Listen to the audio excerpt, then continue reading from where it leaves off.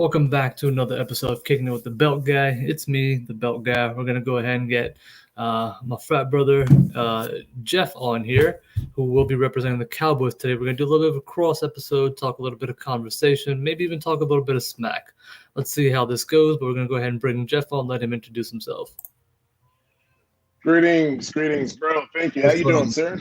Good. How you appreciate you being on, man, taking out the time to join us. I always appreciate that, especially, again, coming from another team. Always appreciate that insight and that foresight. No doubt. Yeah, man, it's good, especially with the blue and white family. It's always good to be able to chop it up with some other people. But, again, name's Geoff, another co-host of Death Tax and the Sports Podcast, but we could talk more about that later. I'm just ready to get at it, man. Thanks for having me. It's a real pleasure.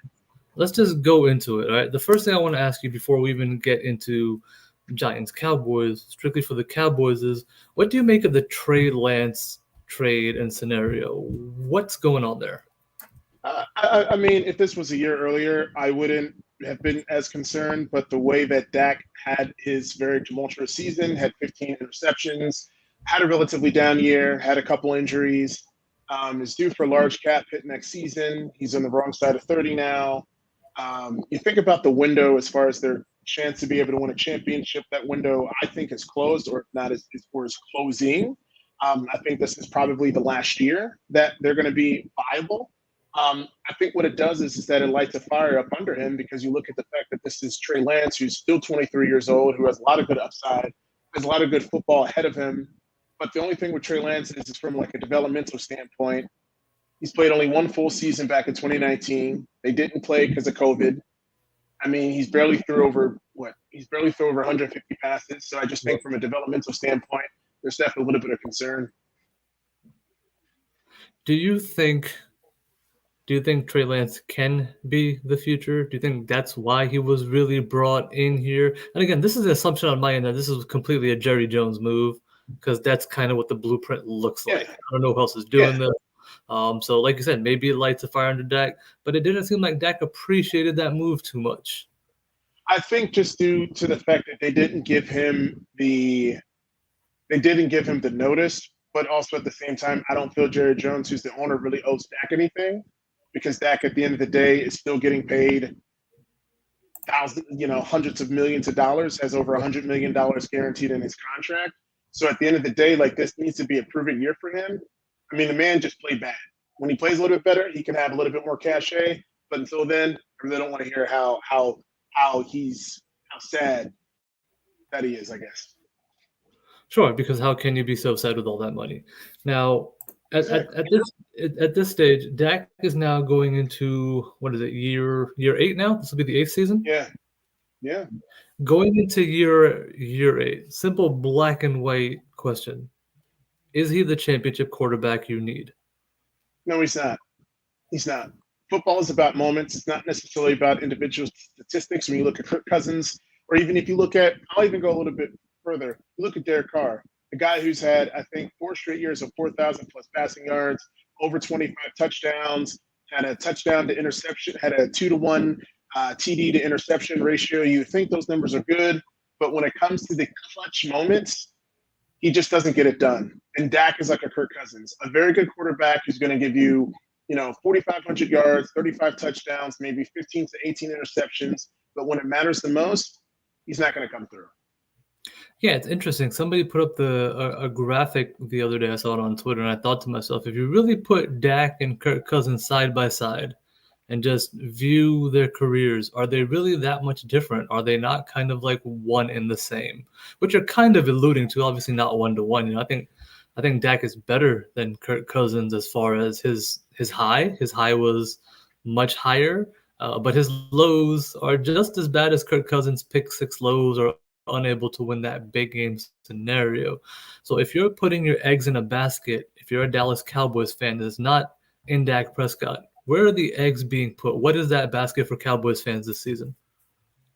As far as like what they're going to be relying on, or as far as what's going to drive you to victory? Where's the hope? Where's the drive to we have a chance? Honestly, they lost that chance when they got rid of the offensive coordinator, Kellen Moore, right? Because the thing is that Mike McCarthy, when you think about it, when he got fired from Green Bay because he wasn't innovative enough and he didn't make the second half adjustments needed. You have a quarterback like Aaron Rodgers and you only have one Super Bowl, right? Yep. Aaron Rodgers, I think, is one of the top 10 best quarterbacks to ever play the game. Now, I get it. It's NFL football. There's a lot of other things that go into it. But at the end of the day, great quarterbacks excel. And he didn't do a good job of putting Aaron Rodgers in the best position, since why he got fired. So for me, I just give the ball to CeeDee Lamb as much as possible. Hope Tony Pollard stays upright. Dalton Schultz is gone. And maybe Brandon Cooks can give you maybe 800 yards receiving. Now, Brandon Cooks was a good addition. Both Brandon Cooks and Gilmore are solid additions. They're probably being slept on. Cleveland's like, oh, they're old, blah, blah, blah, whatever. And they're still very productive. And to have productive players on the team does make a difference. And then you add in the draft, too. Dan Quinn turned that defense around like a blink of an eye type scenario. Because it was that, remember that one year it was garbage, and the next year, bam, top 10, right? Because Dan Quinn is that good. Now, you have probably a top front. I think it's fair to say you have a top front, and you added to that front. The secondary is interesting. Yeah, I mean Diggs gives up a ton of yards, but he creates turnovers, right? He makes same as Jalen Ramsey. Jalen Ramsey gives up a ton of yards, but they create havoc in the secondary. So are the Cowboys hanging their hat on defense? Is the defense the one that has to carry the phase, or will it be the offense this season?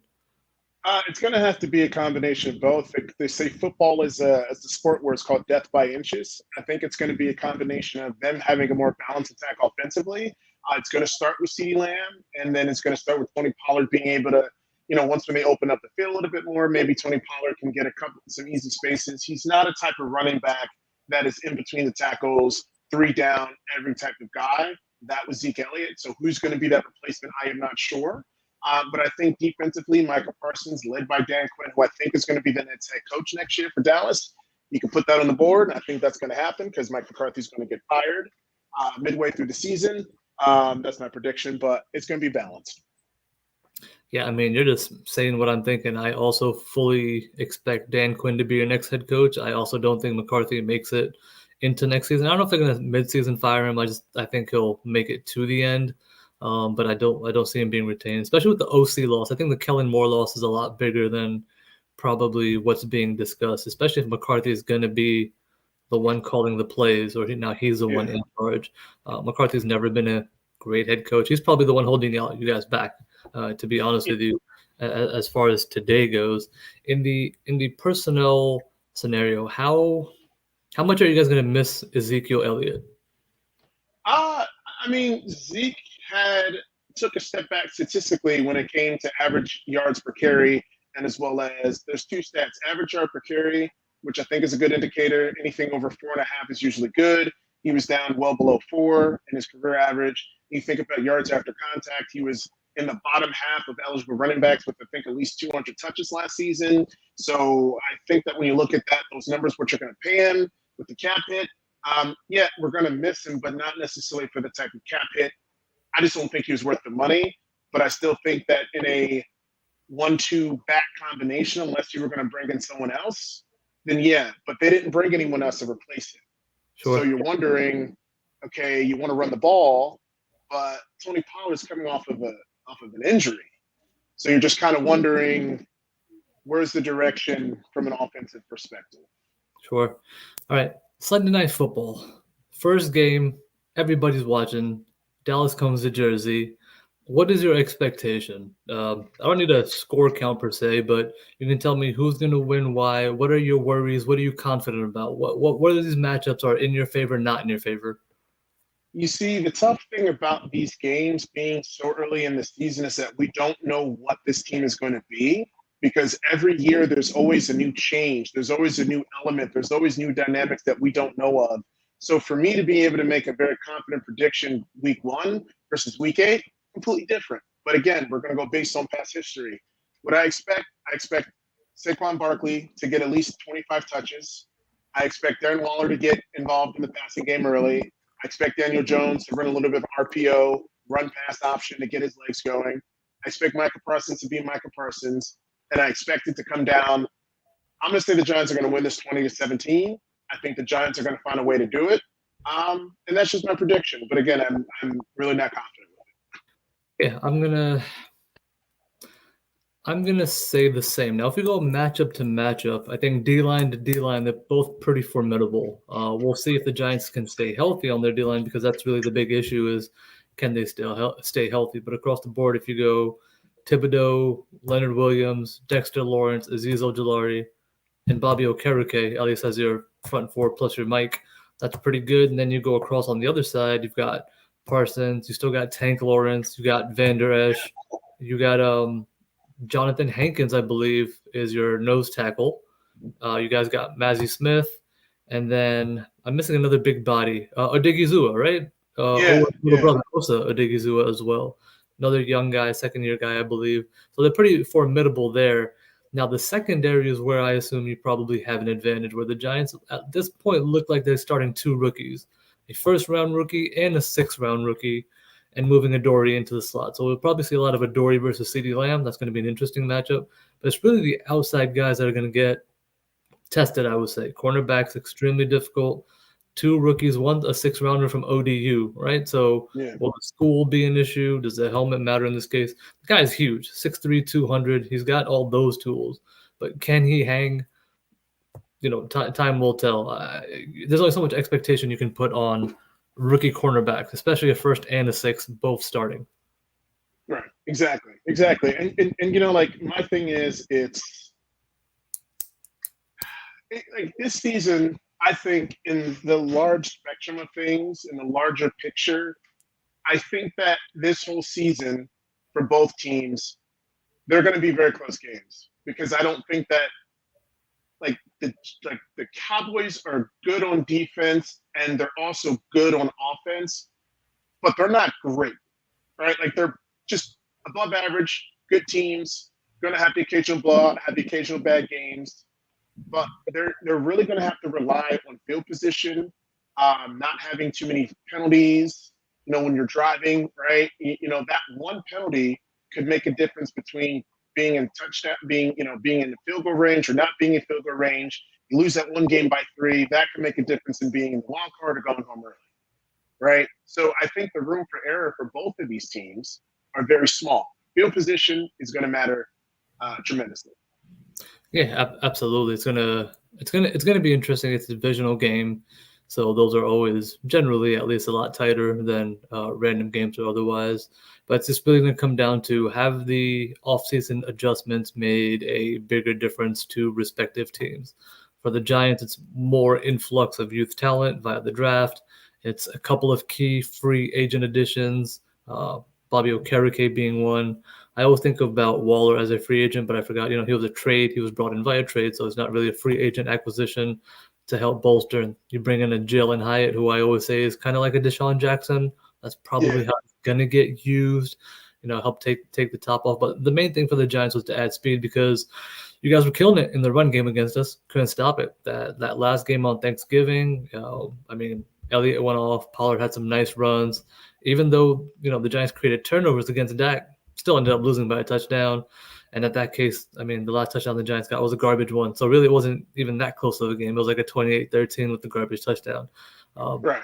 the question is really going to be who's going to make the mistakes because that's probably what it's going to come down to. Is it going to be Dak? Daniel Jones is coming off 5 interceptions, but again, did he throw the ball deep enough to create more? Is it really just his accuracy? What's he going to be like in year 2? Is Dak going to make that prone penalty that last year he was pick 6 king. I think he threw like 5 or Yes. 6 of them. That Yeah. is quite a feat to do throughout a season. So where do you think Dak is probably mentally at this point? Where's his confidence between last season? Now they sneak in Trey Lance real quick. That's part of the room. I'm sure he hears all these whispers of he's cooked, he's not the guy.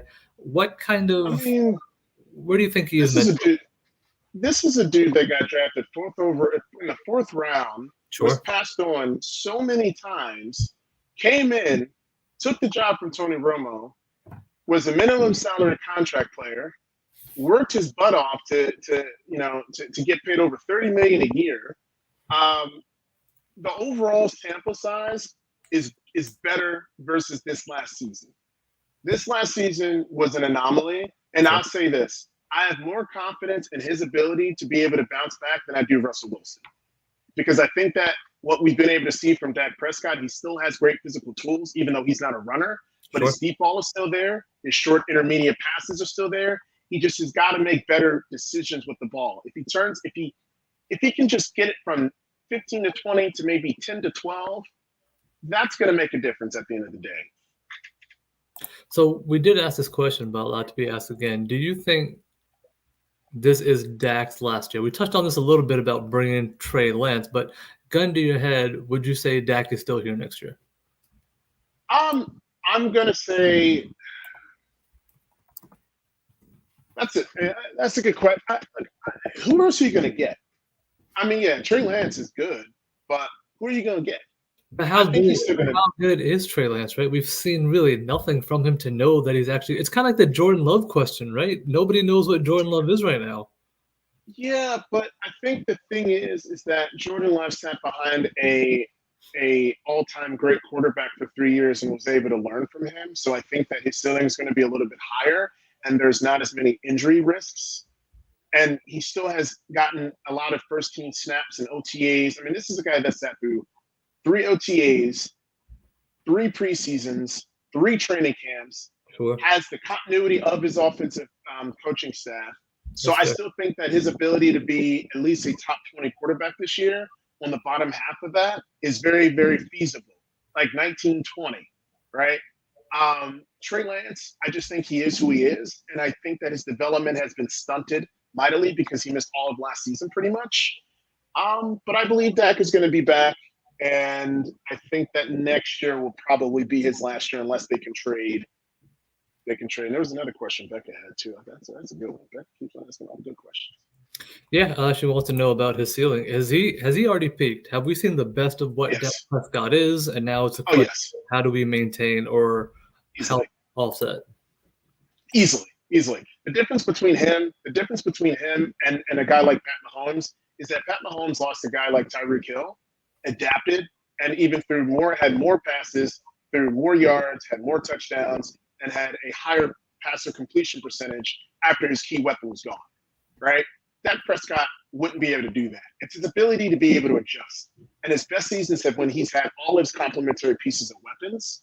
And so I think he needs everything to go perfect in order for him to have a chance. I still think he's a good quarterback. I still think he's top 15, but I just don't think he's top 10.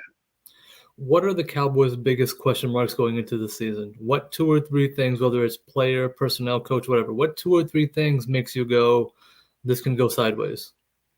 One is the running back position. I think that's the big thing. That's that gaping hole for me because Tony Pollard's coming off of a major injury. And there's no such thing as a workhorse running back anymore in the league unless you're like a guy like Saquon Barkley or a Nick Chubb. But those guys are very rare, right? Sure.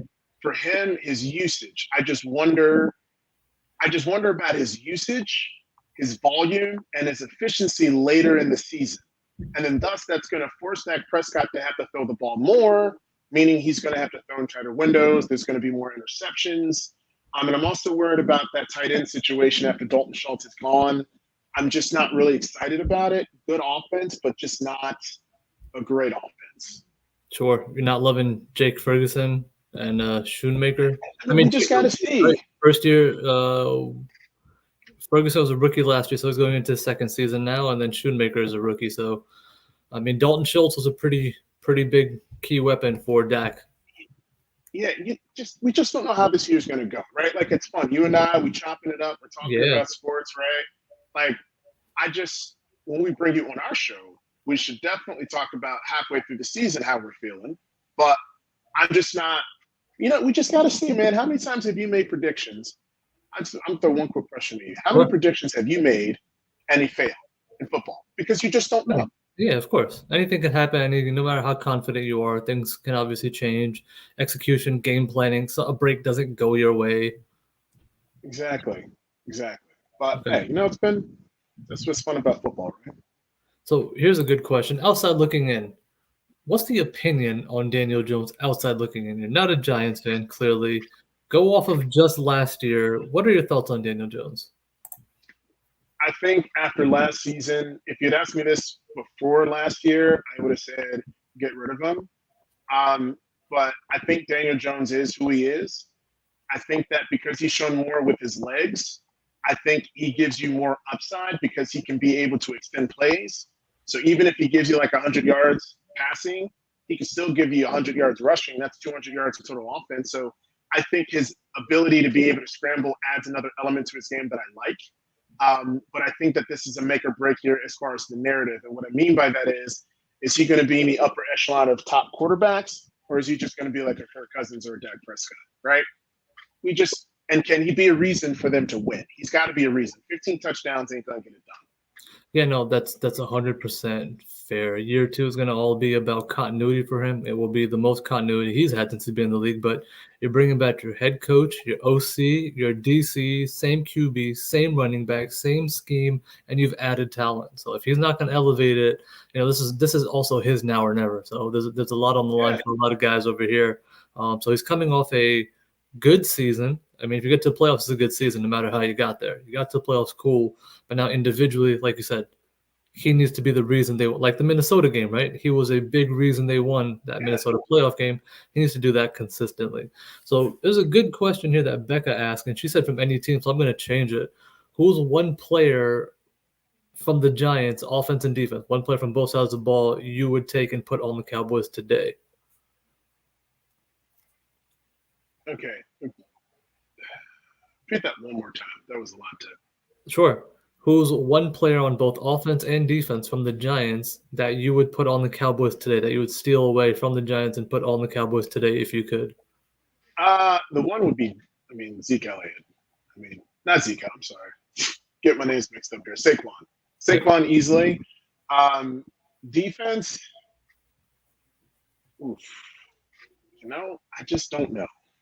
I just don't know. That's a tough one. I'll have to come back to you on that. Yeah, fair enough. All right. But yeah, it's gonna be good. It's gonna be a really good, fun season. Looking forward to it. Are you expecting playoffs for the Cowboys? I expect the Giants to make it over the Cowboys, and I don't think this division is going to have three teams making it. I think the Eagles are the creme de la creme, and I'm going to say that the Giants, because I love the coach, I love the culture, I love the continuity. To your point, and I'm really bullish on them. I feel good about them. I think they're going to go 10-7. I think they're going to surprise some people. Yeah, I mean, my initial, I looked at the schedule one time so far, just sat through, and I came up with 11-6, sorry. And I always do a plus or minus, right? There's always a margin of error with any record that takes place. My margin error is always plus or minus 2 games. So if they end up at 9, they're kind of where I expected. If they end up at 13, literally every break went their way, and it was like a perfect season to get to that standpoint, which is not going to happen. But I expect them to be somewhere between 9 and 11, probably higher on the 11 end. Because you're going to lose a game you're not supposed to, and you're going to win a game you're not supposed to. And those are football, and those are the breaks there. Yeah, man. Yeah, but y'all going to be good, man. I'm not just saying this because my family are Giants fans and I want them to be happy, but I just really think that there's just something there. There's just something there. And yes, Beck, I would love to come back if he has me. But yeah, I will definitely have you back on.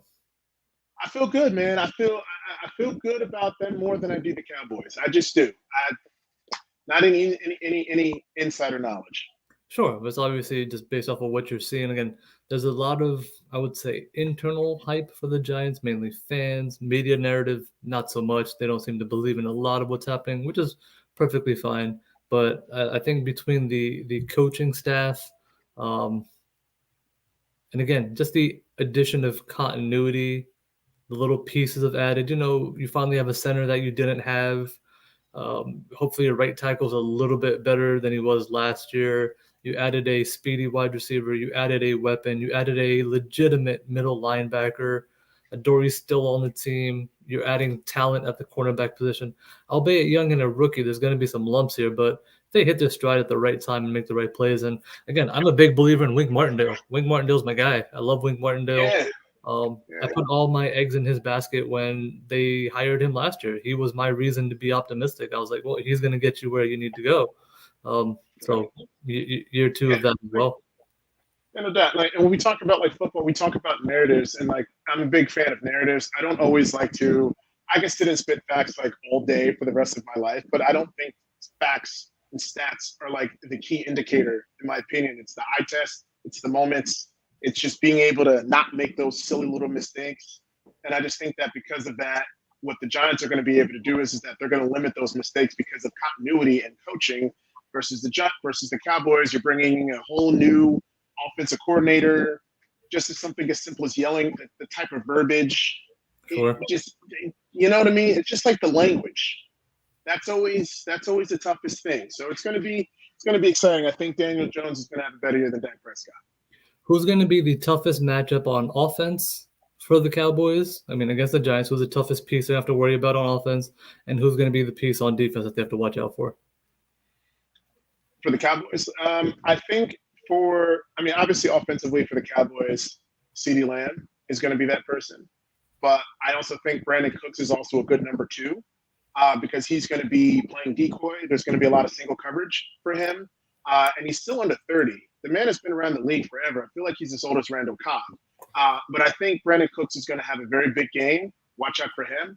I'm maybe thinking 8 targets. And then defensively, I think Micah Parsons. I think Micah Parsons is, at the end of this year, we're going to say he is the best defensive player in football.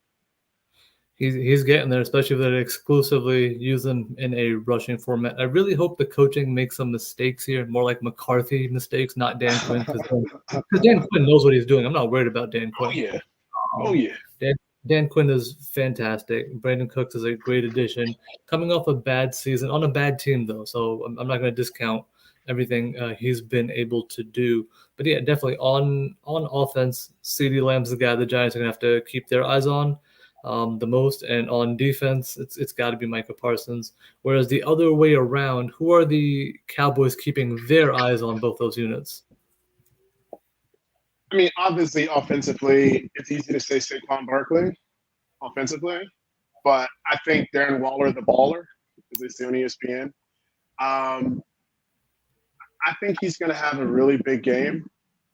I just really do. I think they're really going to try to get him the ball, relatively early. Defensively, you guys have this one cornerback whose name I cannot remember. Who's the cornerback at the top of your depth chart? The number one, I mean, Adoree Jackson. Yeah. I always forget that dude's name. He's special. One word to describe it: special. Sure. The guy has a type of burst and athletic ability that is off the charts, and I don't think a lot of people realize. But I think after this season, he's going to be a household name. Yeah, and Adoree missed the last game against the Cowboys. He didn't play because he got hurt during a punt return. He's a vet, USC speed. Tennessee obviously couldn't stay healthy, but he's been great while he's been here. But again, two other rookies that are athletically off the charts, but let's see if they'll make plays consistently in the game. Yeah. Before I let you go, I know you got another thing as well. It was good to get a crosstalk. No, we can keep going, man. We can go another 10 more minutes if you want. Yeah, so quick question. Give me a prediction. Give me the number. Don't care what it is. Give me a number. What do you think the final score is going to be? 2017 Giants. 2017. So you're not expecting a lot of offense from the Cowboys in this particular game. It's first game of the season. It's first game. We just don't know. I think that the first 4 games are going to be relatively low scoring because of continuity and all that. But again, I hope I'm wrong. I love offensive games. I don't like defensive games. Is there anything to make of the fact that between not only the Giants and Cowboys, your week 1 gets announced a long time ago? As you're going through, there's got to be game planning going from the moment you know what it is. Does that give any advantage, or is it still too early, too many moving parts for that to give a actual game-based advantage? So I would say based on what the Giants are trying to do, they're trying to do things a little bit different where they're trying to push the ball vertically down the field, and they're not trying to rely on Saquon so much. So I say for them, they're definitely going – it can give you an advantage, but only so much because they're going to change up their formations as they add new players. And you have a guy like Darren Waller, going to be a little bit different. Brandon Cooks, different type of receiver versus Amari Cooper. You have Tony Pollard, so you just don't know what type of formations they're going to run. Tony Pollard is not a guarding, he's not a blocking type running back, right? So there's going to be a lot of very quick routes, I think, for the Cowboys. But we'll see. Who's the biggest weak link on the Cowboys defense? Who's the biggest weak link on the offense? For the defense, I'm just going to say the secondary.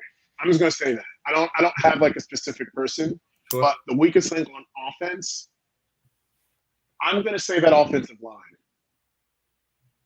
That offensive line is a little bit shaky, specifically up the middle. We don't really talk about pressure up the middle and why Sure. pressure up the middle makes such a big difference for a quarterback.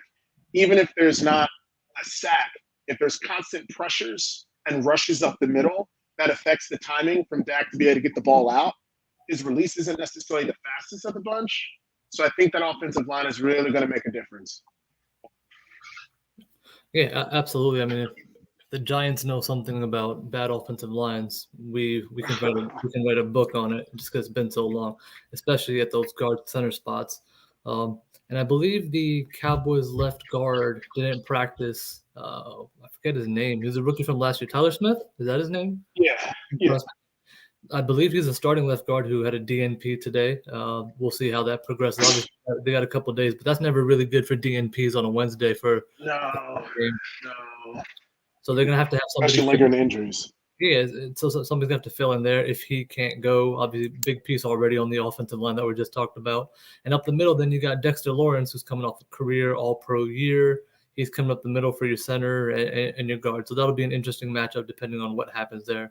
And Leonard Williams is still pretty productive as a big guy. Yeah. So that D-line O-line matchup is going to be interesting. I think for the Giants defensively, the third pass rusher is still a big question mark. I know they just traded for Boogie Basham, but mostly unproven so far. But yeah, I mean mostly unproven. But he would be a rotational third piece. Don't have a real true third pass rusher.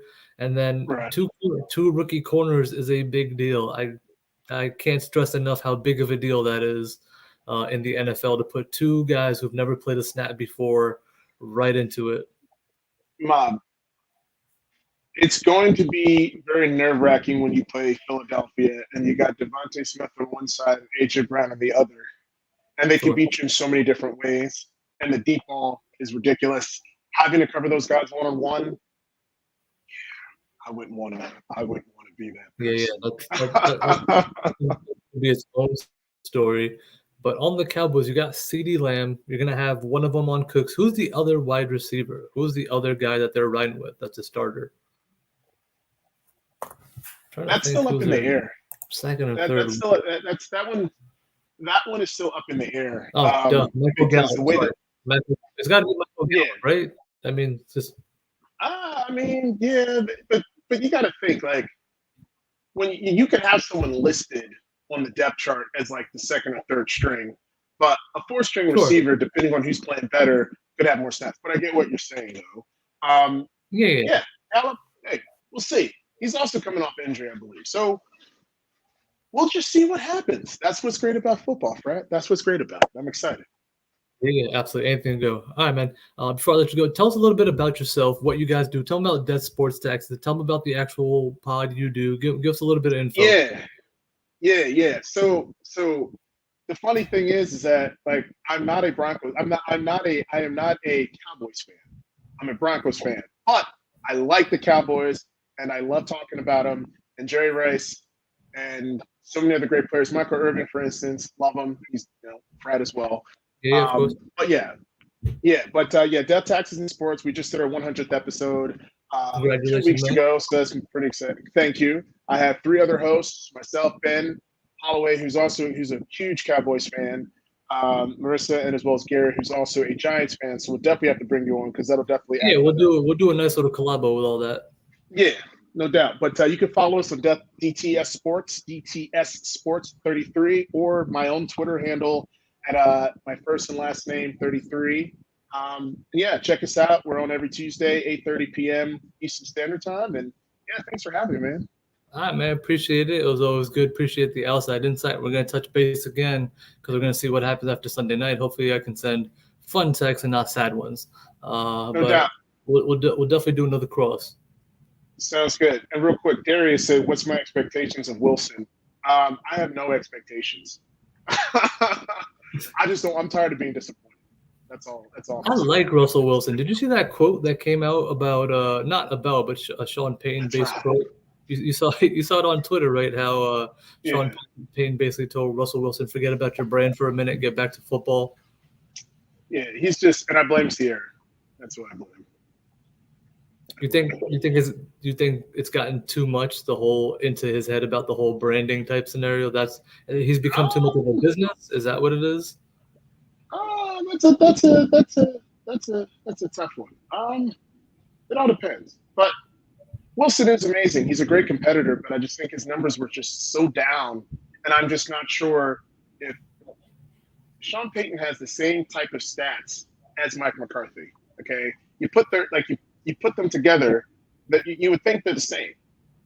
I don't I don't know. know. We'll see. I think Sean Payton has done a lot better in his career with a lot less Yeah, talent than McCarthy had. So I definitely would take Payton over Mike McCarthy. Because yeah, Sean Payton had accolades and success without certain pieces, right? He was the OC for those 2000 Giants that went to the Super Bowl with Kerry Collins, right? That you get credit on your resume for doing things like that. McCarthy, outside of Aaron right. Rodgers, has nothing on his resume. Yeah. That's the fun thing about this, right? We'll just have to see. We'll just have to see how it all plays out, man. That's the Yeah, fun thing about football. I like Russell Wilson. I think Hackett was a big problem as a coach. He was He couldn't awful. hack it. He was terrible. I mean, when everybody can watch and tell you it's bad coaching, literally everybody, it means it's bad coaching. It's really hard for a player to just magically like that fall off from what he's doing. So I think he'll return much higher. I mean, if again Jerry Judy's a big piece, that guy's got to stay healthy, man. That kid's got to stay healthy because he's very talented. So Yeah, those are going we'll to be just have little to see how it pieces all that plays out. matter. Yep. Yeah, But we'll see. We'll see how it all plays out, buddy. I want to thank Geoff again for being here. We're definitely going to touch base again. And this Sunday, I mean, go Giants, man.